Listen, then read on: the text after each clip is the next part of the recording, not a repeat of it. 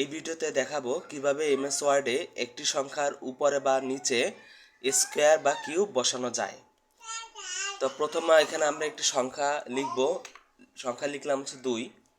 তো এটা বোঝার সুবিধার্থে এটা আমি একটু বড় করি, 2 সংখ্যাটা বড় করে নেই।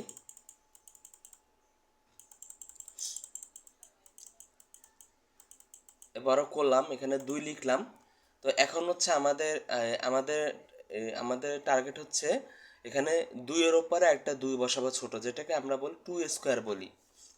তো সেটা করার জন্য এখানে আমি এরকম আরেকটা 2 টাইপ করলাম।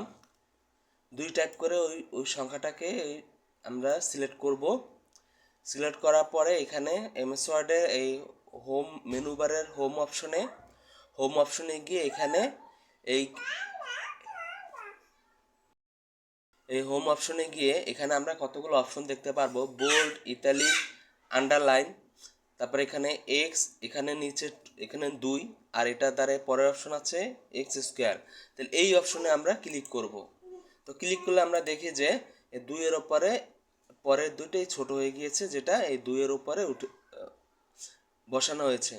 তো এখানে আমরা দেখি এখানে 2 স্কোয়ার হয়েছে। তো এটা এভাবে আমরা লিখতে পারি 2 স্কোয়ার। এখানে আমরা স্কোয়ার লিখলাম, স্কোয়ার হিসাবে লিখলাম। এখন আমরা এই 2 এর নিচে আমরা লিখব। তো এটা লেখার জন্য এই 2 এর নিচে সাধারণত যদি আমরা লগের অঙ্ক করি, সেখানে হচ্ছে যে এখানে সংখ্যার নিচে পাওয়ার হিসাবে এখানে আরেকটি সাব সংখ্যা থাকে।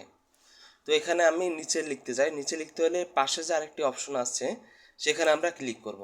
তো এই দেখি যে আমরা এই 2টা নিচে চলে আসলো। তো এভাবে আমরা কোনো সংখ্যার স্কোয়ার কিউব এভাবে আমরা লিখতে পারবো।